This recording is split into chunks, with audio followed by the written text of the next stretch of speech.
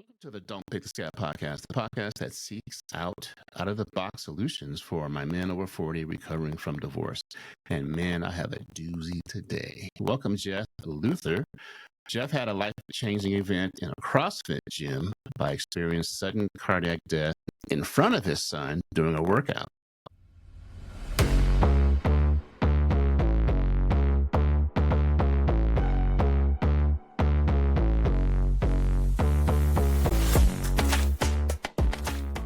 Welcome to the Don't Pick the Scab podcast with the premise of connecting men over 40 with the tools and community to thrive in their divorce recovery either before, during, or after a divorce.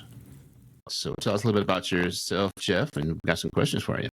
All right, man. Hey, thank you for giving me a platform to tell my story. I know this isn't easy to do, putting these things together, so I want to make sure that I'm grateful. So I'll tell you a little bit. I'm going to give like a minute that helps build my ego, okay? Just to give your audience a little idea about me. Okay. June 5th of 2021, I'm a reformed ultra runner. That's what I tell folks. I'm a CrossFitter, reformed ultra runner. I'm very athletic. June 5th, 2021, I ran an ultra. It was my first overnight race. It was a 50K, and I came in second place, all right? So I'm a fit dude. June the 12th. So I always say that to build my ego. I don't want people to think, oh, this dude just had a heart attack because he's out of shape. So June the 12th, I was in a CrossFit gym. I was doing a workout. It was a partnered workout for your audience that knows about that. A partnered workout. When you have a partner, you're working really close with it. You count each other's reps. You're really close. My partner was my 16-year-old son. And I went into atrial fibrillation. Ventricular fibrillation, where the ventricle just spasms. It doesn't expand and contract like a normal heart. Mm-hmm. So my heart was like 390 beats a minute, and my heart just stopped working, and I collapsed. I did it in front of my son. I was out for approximately 8 minutes. I was shocked with an AED at least 2 times. My son says 3.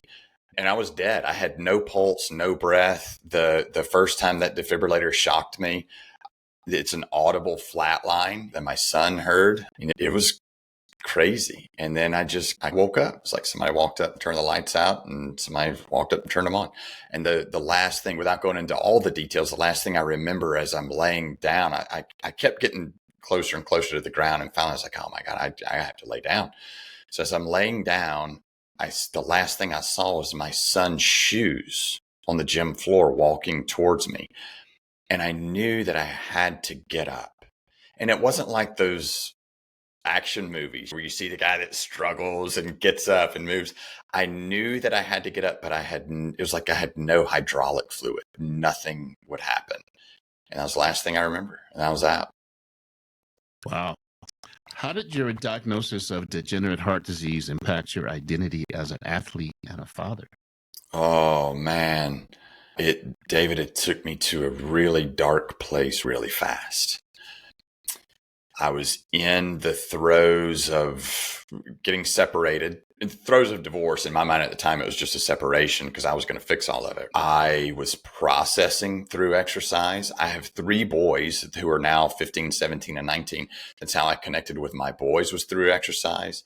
I had my identity wrapped up in my mile times. I had my identity wrapped up in the distance races I could do. And when I got my diagnosis, I was diagnosed with ARVC, arrhythmogenic ventricular cardiomyopathy. And the condition worsens through exercise. So when I got my diagnosis, they said, man, you'll never exercise the way that you're used to exercising. It will kill you. Then the worst part of that became having the defibrillator and then bringing me back to life. That was the worst part for me. I wish it never would have happened. How so? Because I didn't want to be alive. Okay. And that was the thing that brought me back to life. I was like, I would have been better off if this just would have ended. Feeling bitterness and anger after your diagnosis, how did you navigate through those emotions? So I'm gonna speak negatively. I'm gonna go to a negative place for a minute, but we're not gonna stay there. I think it's important though to convey this emotion. When I finally started getting my feet under me, I was figuring out what was happening. I would tell my story, And just like your audience now, people are like, oh my gosh, that guy's so lucky to have that defibrillator there. That guy's so lucky he gets a second chance in life. That guy's so lucky that he gets to see his kids again. All of that was lost on me. I was so bitter. I was so angry. I put myself in such a victim mentality of what had just happened to me. That, are you kidding? This happened. I did everything right. I exercised. I took care of my body. I ate right. I didn't drink. I did everything right. And this still happened. So then I became bitter. And one day someone said, you must be so grateful. I was like, no, I'm too busy being angry to be grateful. And then that sent me into depression, where I was like, wow, I must be a real piece of crap. If I can't be grateful for a second chance at life, then I must be a really horrible person. And that took me even deeper. And then I realized I would share my story. And David, people don't care what happened to you. They don't. And I don't mean that to be terse, but they can't get where you are emotionally. There's just no way. They can't feel. So they don't care what happens to you necessarily, but people do care how you respond. And then I realized, wow, okay, the way I've responded to this is not how I would want my kids to respond. And then I realized I had 3 really important people watching me, and I needed to change my response. My response had to be different. Your wife filed for divorce shortly after your diagnosis. How did you cope with both the heart condition and the divorce simultaneously? That's like a double whammy. It was such a double whammy. And I'll tell you this, a piece of that, I don't know if we discussed, she had asked me to leave. So I had left our marital home when all this happened. So then after it happened, she came to see me in the hospital and she said, oh my gosh, I can't believe I did this. And I want you to come back and I want to patch our marriage back. I want to make this work. And then the same thing, like a month and a half later, she said, never mind. So that was just it was so hard to process. Mm-hmm. And I remember waking up, I would wake up every day, and the best 2 seconds of my day was when I would first wake up and I would forget what had happened. And then I would hit first dates every morning. Yeah. Yeah.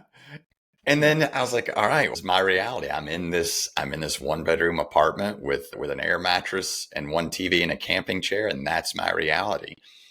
And I would go to that dark place every day. And one day I said, all right, yesterday was pretty bad. Today's going to be better. I don't know how, but today's going to be better. I'm going to hang on to those 2 seconds. And that's really what I tried to do, is hang on to those 2 seconds, turn those 2 seconds into 3, turn that 3 into 6, turn that 6 into 10, because my kids were watching how I was going to respond to all this.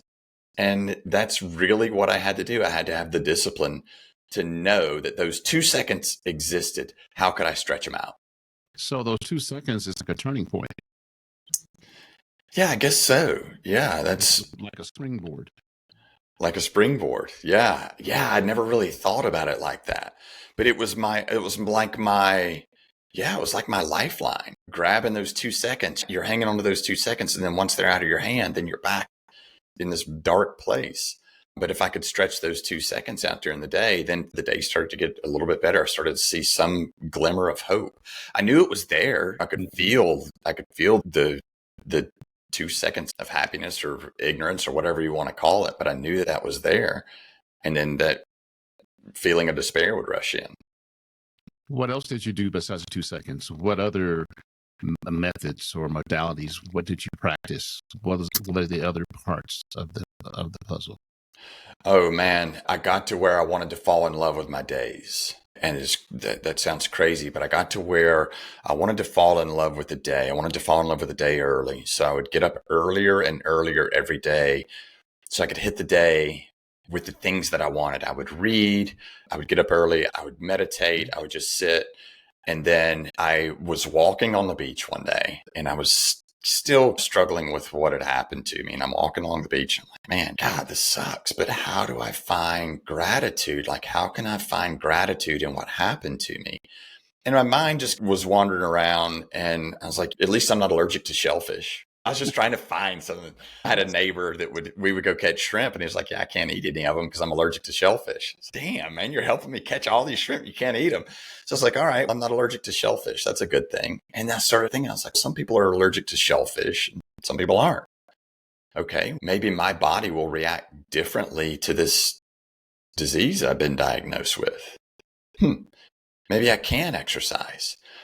So then I started thinking, all right, what does that look like? I started doing research, studying the disease, studying the diagnosis, talking to doctors. And I was like, okay, well, what are the things that I can do? Instead of what I can't, what are the things that I can do? And I learned that I could do some weightlifting, some resistance training. So I found a coach at my gym where it happened, and I laid everything out. And catecholamines are bad for me. So anything that you get from exercise, endorphins, adrenaline, all of the myotransmitters that go through your heart when you're exercising, those are bad for my heart. So I was like, all right, here are the things that I can do. Here's the environment I need to do it in. Can you meet me after hours, set up some training, and coach me, stay with me so I can do the workout, and then we'll figure it out and just go from there. And he's like, yeah, absolutely. So I went to the gym. I got the coach. We wrote out a workout, go to the gym. And one piece I left out is right after my diagnosis, I had a defibrillator implanted in my body. So I had surgery. I had to wait 30 days. After that 30 days was up, I went straight back to the gym. What any smart male athlete would do, right? Just go to the gym and work out. And David, it happened again. And I was with my son when it happened the second time. And that's when I knew that it was real. So that was probably the worst part of the whole thing. So I'd waited about another 60 days. I hired a coach. We found out what I could do. I go to the gym. I start warming up, and I was like, oh man, I can feel it. I feel it coming. And it was all mental. It was all mental at the time. I got warm. He's like, all right, we're going to start out with kettlebell swings. I think I had to do 15 kettlebell swings and drop and wait whatever the time was, and then go on to the next movement. Well, I started doing the kettlebell swings. I did, I would say 5 or 6, and my heart rate got up. I dropped the kettlebell, and I'm crying, just to be totally transparent. I'm bawling, crying, like snot coming out of my nose. And I said, I quit. I'm done. I'm not doing it. He said, all right, man, I get it. You quit. Just give me 30 seconds so we end on a win. I said, no, I'm not. You don't understand. I quit. And David, in that moment, I was resigned to the fact that I just became a quitter. I truly quit. I was done. And he said, all right, I get it. You quit. We're done. But just give me 30 seconds so that we can end on a win. And I want to ask you for anything else, just 30 seconds of work. And I yelled at back and forth. There was some cuss words in there, and I'm crying and all this stuff. And I was like, all right, fine, I'll do it. I picked up the kettlebell, and I did 30 seconds of kettlebell swings, and I set it down. He said, that's amazing. You did it. We're done. Yep. I stood there for a minute. I said, all right, man, I think I can do another 30 seconds. He said, all right, at your leisure. Just whenever you feel like it, pick it up. So a few seconds later, I picked it up. I did 30 more seconds of work, and I set it down. He said, how do you feel? I said, I think I can do it again. He said, all right, let's do this. Just give me 30 seconds of work and 30 seconds of rest, and we'll just see what we can do. And David, I did the whole workout. I did 30 seconds on and 30 seconds off. And that third time I picked up that kettlebell, it snapped. It's like, all right, I have it back. I have it back. I can work with this thing and not against it. I can just do 30 seconds at a time. I have a sign that someone made for me, or I say a sign, piece of artwork someone made for me is hanging up in my kitchen that says 30 seconds, don't get shocked. So that's it. I just took 30 seconds at a time, and that 30 seconds made the biggest change in my life. It was amazing. Wow. So it's almost like a bell curve. 30 seconds, 30 seconds. 30 Yeah. seconds, 30 seconds. Yep. Cool. Yeah. And the 30 seconds on, where I would do 30 seconds of work, the 30 seconds off was almost as good, because that 30 seconds off, then I could celebrate my win, because every 30 seconds was a win, and I could stand there for 30 seconds and celebrate my win. So how does 30 seconds translate into self-care? A lot of guys after a big event, don't take care of themselves, Yep. divorce, whatever. How can you impart that strategy for self-care? And we're not just talking getting your nails done and all that crap. We're talking actually taking care of yourself.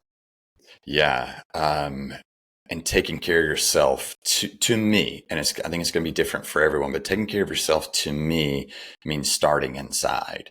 And what I do now, like I told you when we were starting this podcast, I tell myself how good my life is.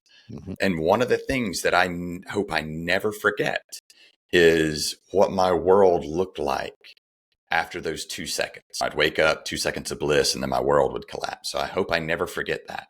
So if I can always have that, then I know how good things are now. So to me, self-care starts within. So if I can take 30 seconds, if I take 30 seconds and just appreciate my kids, 30 seconds of gratitude, 30 seconds really of telling myself how good my life is, that's how it relates to me. I stop and I take 30 seconds and I look at my accomplishments. If I'm feeling like I'm not succeeding as a business owner, if I feel like I'm not succeeding as a father, I have the discipline now where I say, all right, 30 seconds. Let's take 30 seconds. What have you accomplished as a father? What have you done? You just did a competition with the kid that watched you die. That's a pretty big accomplishment. Pat yourself on the back. 30 seconds. Let's go to co-parenting. That's one of my favorite subjects. I got the smile, baby. Oh. At the beginning of co-parenting, I sucked. But I figured out that, and someone told me that you have to love your kids more than you hate your ex. Yeah. And that was my go-to. So let's talk about co-parenting. Let's. So much like you, mine is what's the goal? What's the goal? So for me, the goal is happy kids. That's the goal. And if I can always go back to what's the goal, and I compare that to my running, I compare that to a former life of cycling, I compare that to my CrossFit, I compare that to my business. What is the goal? If your goal is to run a sub 8 mile for 10 miles, does walking help you get there? If the goal is to snatch your body weight, does burpees help you get there? And those things that don't help you reach that goal, they need to go away. So that's where I go. What's the goal? The goal is happy kids. Does arguing with the co-parent over 30 minutes of time out of a week, does that help you get to the goal? Oh, yeah. 3 minutes ago. Oh, my God. Tell you a good story. So we were co-parenting, and my kids are now they're 31, 30, and 28. So they were like smushed in back in high school and junior high. So my daughter was in college, and my two boys were at home in high school. And so one of the first times we did 50-50. So they're with me for a week, her for a week. And it worked out good. And so this one time I was taking them back to her place, changed on Sunday, and they had this big black trash bag, and they were trying to stuff it in the car and not let me see. I said, guys, what is that? And so I open it up, and it's 30 rolls of toilet paper. And they go, Mom says we can just take it. I said, wait a minute, guys. Okay. These are two separate households. So it was a thing. It was a learning experience for them and a learning experience for me that mommy's house is mom's house, dad's house is dad's house. So I had to talk to her about that and get that straightened out. But yeah, there were all those growing pains with co-parenting, man. Yeah. God, it sucked. I hated it, but I loved it. But the one thing that really was so ironic is when I had them for a week, I couldn't wait for those little suckers to leave. Yeah, it's like when they're toddlers, right? You can't wait for them to go to bed and you can't wait for them to wake up. You're a single parent for a week and they leave. It's like, oh my God, I can breathe. But I look back on it now, and a lot of dads tell me that they went through that too, that they were on for 7 days. Yeah. And man, you got to relax. A single parent is tough. Dude, there's a special, at the end of this line, whatever you think that line might be, there's a special place for single parents. That's for sure. Yeah, man. And one thing that I learned with all of this is give yourself the grace you would give a friend. Okay. And a lot of parents get to that Saturday, or that's like I'm 50-50 and our switch day is Monday. So come Sunday, Monday, dude, you're ready. Yeah. And a lot of parents get to the end and they won't acknowledge it. They're like, oh no, I would keep my kids forever. I'm like, yeah, that's right. I love you. Go away. Go away. Oh, Yeah, man. And give yourself grace, man. It's okay to be tired. It's not okay to quit, but it's okay to be tired. It's okay to rest. One of my other podcasters equipped it to the stance of Jack in the Box. The Jack in the Box is out for the whole week, then all of a sudden they leave and you slum it down and close the lid. You're on, you're off. Oh, yeah. So being a parent is very interesting. What are some of the most valuable lessons you've learned about empathy and kindness during your recovery to yourself and to others? Empathy was hard. One thing that I learned in this whole thing is, and I have it written on a note card, they're hurting too. They're hurting too, no matter who they might be. Everybody's got their shit they're dragging around, and they're hurting too. So that helps me with empathy. When my divorce was first starting to unfold, it sounds so immature saying this, but I would look at couples like walking on the sidewalk holding hands, and I had contentment for those people. I was like, how dare you walk in front of me holding hands and smiling? Do you know the pain I'm going through? And everybody's hurting. And that was my selfish way of trying to process the best I knew how. And I learned that everybody's hurting, and that helps me. It even helps me with my ex-wife or my kid's mother. She's hurting too, although she might not have admitted it at times. It wasn't easy for her. I'm not the only one that's hurting. So that's how I find empathy. Oh boy, I can. When some of your listeners might identify with this, but when this all first started, I had shame that I couldn't keep a marriage together, shame that I couldn't keep a family together, shame that my wife was divorcing me. So there was shame that I wasn't enough. It was all these things. And so I was too proud, and I'm not bragging about that. I was too proud to get help. And I learned that the more I isolated, the easier it was to isolate, until finally I went to a divorce group. I was like, let me just go listen to other people. Maybe I can help someone else. And that's when I started to realize how important community is, how important it is to share, how important it is to listen to other people. When you listen to other people that are, quote, suffering the same, you learn you're not alone. And dude, that loneliness was hard. And when you learn you're not alone, then you learn there's hope. And then you see people that are at different stages. And then you say, okay, I'm at like the ninth level of hell, and you see these folks that are in purgatory or whatever you want to call it, that are doing okay, there's hope. And then they say, hey, I was where you are. Give yourself time is your friend. So then you start to see some hope, and you start to understand that things will improve. So I used to look at resilience as being tough, just being tough, period. When I was a kid, I wasn't allowed to be sad. I wasn't allowed to cry. I wasn't allowed to have emotion. And that developed into an adult is not being allowed to have emotion, period. As a kid, we try to hide the sadness, we try to hide crying. So when I realized that as an adult, being resilient was, for me, doing the difficult thing, no matter how hard it was. Not looking at the end result, separating myself from the outcome and doing the hard thing. It worked. Every little thing for me now is a win. Every time I go to the gym and work out, that's a win. Every time I go for a walk with my dog, that's a win. Every time my kids make fun of me, that's a win. And they make fun of me a lot, dude. It's like borderline bullying. Yeah.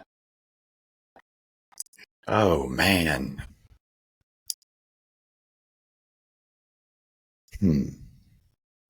So I can give I'll give an example, and maybe this is helpful. And if it's not, then you have complete permission. Bring me back online. Okay. When I was going through my divorce, and I was, and everybody is, but I was hurting so bad. I knew I would never put myself in that position again. And there were times where I wanted to put my running shoes on and I wanted to just go burn it all down. I was just going to run until I couldn't. Either my body would give out or I wouldn't physically be able to move. One of the two was going to happen. So I hardened myself to the point that I was training myself to not feel. That's where I wanted to go. And it was all fear. It was fear of it happening with my heart again. It was fear of being open to a person and trusting a person. All of that was fear. And I recently, like in the last 90 days or so, recently came to the conclusion that there's nothing that can happen to me that I can't survive. With the things that have happened to me in the last 3 years, you can't do any worse to me. I survived all of those things. As bad as I hurt, I won't hurt any worse. And I know that I can survive those things. So I came to terms with being scared of exercising. I came to terms with being scared of being open to people. And now I look at it like I'm not going to deny myself that joy of being open to someone, because if I get hurt again, I know I'll survive it. I'm not going to deny myself that joy of doing a hard workout, because I know that if I get shocked and my heart quits, I know I'll survive it. So that's how I deal with fear now. I face it down, and to say I'm not scared is not true. I hope I'm not painting that picture. But I deal with fear of knowing that it's there. I'll go to it. And until I learn otherwise, I'll always survive it. I've survived everything up to this point. And I felt like I was not going to survive divorce. Wait, I'm sorry. What? Oh my gosh. Deep questions. This is advice, not advice. It's not advice. This is an experience share with deep questioning. This is an example. So my son watched all this. After I recovered, after life was getting back to normal, a couple months later, I would ask him, "Hey man, are you doing okay with everything?" You know what his answer was? "Yeah. Oh yeah. Hey, is there anything you want to talk about?" No. There was an event. He was a wrestler, and a kid got hurt in a wrestling meet, and my son was in the meet. It was just a freak accident, and my son lost it. Gave himself a concussion hitting his head on the gym floor. Lost it. And so I ran down out of the bleachers. I grabbed him, and he said, "I can't hear an ambulance. I can't hear an ambulance." It's like, what is happening? So I knew something was wrong. So a couple of days later, I was like, "Hey, Cash, that day that happened at Wando." He said, "Yeah." I said, what happens when you get shocked with one of those things? Do you really raise up off the ground? He said, "Oh yeah, you bounce up off the ground." I was like, "Whoa, really?" He said, "Yeah." So then what happens? He said, "Well, then there's this loud beat, like you just beat, and everybody said you were dead." I said, "Whoa, what'd you do?" He said, "I just started screaming. I didn't know what to do." And I'd heard the recounts of this story from other folks at the gym. He said, "I just started screaming. I didn't know what to do." I said, "Really? Well, who grabbed you?" He said, "Oh, Jen grabbed me." Jen was my weightlifting coach. So she grabbed him, pulled him off to the side. I said, "And then what happened? You try to go back?" He said, "Well, yeah, I tried, but everybody stood between you and me." And so I'm sorry, I'm trying so hard not to get emotional over this. He said, "Everybody stood between you and me, and I couldn't get back to you." I said, "Well, what were you thinking?" He said, "Well, I was thinking I just lost my dad." So how'd that make you feel? He said, I didn't know what I would do. I didn't know what I would tell mom. I didn't know what I was going to tell my brothers. I didn't know what to do. So how do you feel about that now? Do you feel like it's going to happen now? He said, "No, not now. I saw that you would go work out, and I saw that you would stop if you have to." So to answer your question, I was always asking questions on the surface, David, because if I could ask the questions on the surface, then we could keep our game at surface level, and I didn't have to deal with the hard stuff. Are you okay? Yes. Oh, thank God. Now I don't have to deal with it. But asking those deeper questions, go to any parent or anyone in a relationship that's staying on the surface. I would say go to the danger. Go to the danger. Go find that danger. ask those hard questions, man. They can find me. My Instagram page is allcan_no can't. All can, no can't. Let's all focus on what we can do.